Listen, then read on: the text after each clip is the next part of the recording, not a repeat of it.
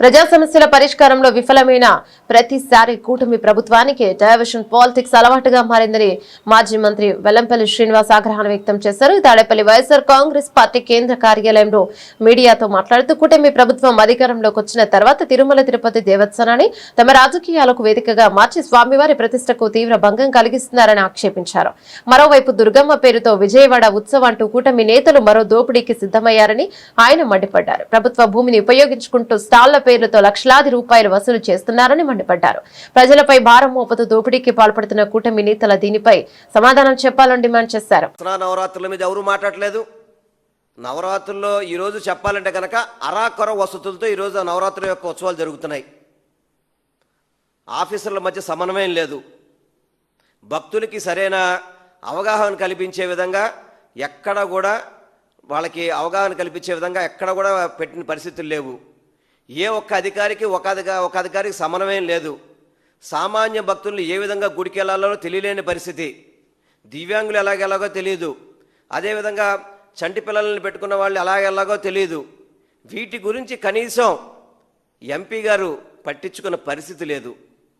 MP గారు పట్టించుకున్న పరిస్థితి మాట్లాడితే విజయవాడ ఉత్సవం గురించి ప్రెస్ మీట్లే తప్ప దసరా నవరాత్రులు ఈ విధంగా జరుగుతాయి అని చెప్పని ఎంపీ స్థాయిలో కానీ మంత్రి స్థాయిలో కానీ ఎమ్మెల్యే స్థాయిలో కానీ ఎన్ని రివ్యూలు పెట్టారు చెప్పండి.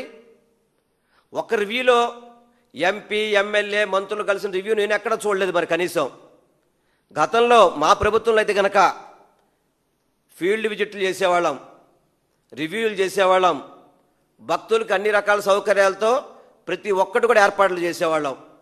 ఈరోజు కేవలం విజయవాడ ఉత్సవకే ప్రజలందరూ కూడా పరిమితం అయిపోయారు. ఎందుకంటే నేను వేరే విధంగా మాట్లాడలేదు. మీరు దుర్గమ్మని ఏ విధంగా దుర్గమ్మ పేరు చెప్పుకుని విజయవాడ ఉత్సవాలు అని చెప్పని కమర్షియల్ యాక్టివిటీస్ స్టాల్స్ చూడండి. విజయవాడ ఉత్సవానికి స్టాల్స్ అంట 10 సైజు వచ్చేసి 56 రోజులకి 3,50,000 రూపాయలు వసూలు చేస్తారట.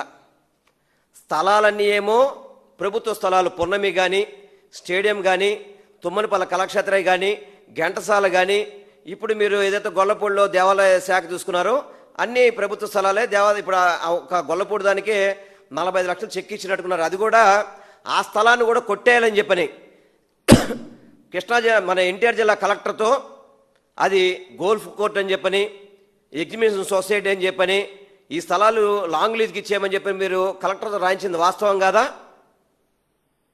వాటన్నిటిని కూడా భక్తులు తప్పు పట్టబట్టి మళ్ళీ 2 నెలలకి మేము 45 లక్షల రూపాయలు అద్దె కడతామని చెప్పని మీరు 40 ఎకరాలకి కలిపి 45 లక్షల రూపాయలు కడితే 10 సైజుకి 3,50,000 వసూలు చేస్తారండి.